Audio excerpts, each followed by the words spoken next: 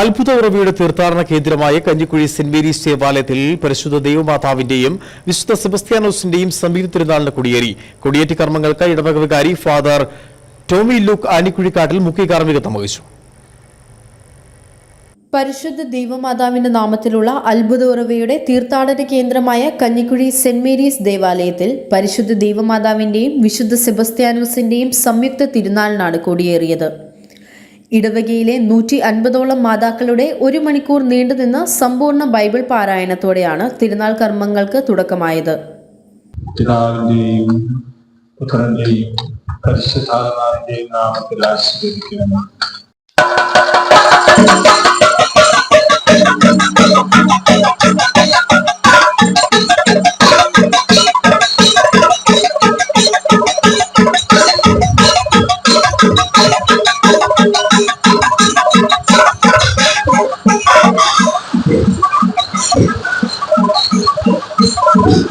ജനുവരി 4-4:30 Bison Valley saint Antony's church വികാരി father Mathew വൈലപ്പറമ്പിന്റെ നേതൃത്വത്തിൽ ആഘോഷമായ പാട്ടുകുർബാന നടക്കും.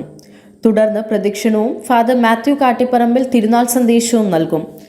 ജനുവരി 5 ഞായർ 3:30 ഫാദർ തോമസ് വടക്കേൽ നയിക്കുന്ന റാസയും ഫാദർ ജോസഫ് കുമ്പന്താനം, ഫാദർ ജോസഫ് പള്ളിവാതുക്കലിന്റെ നേതൃത്വത്തിൽ തിരുനാൾ കുർബാനയും തുടർന്ന് പ്രദക്ഷിണവും നടക്കും.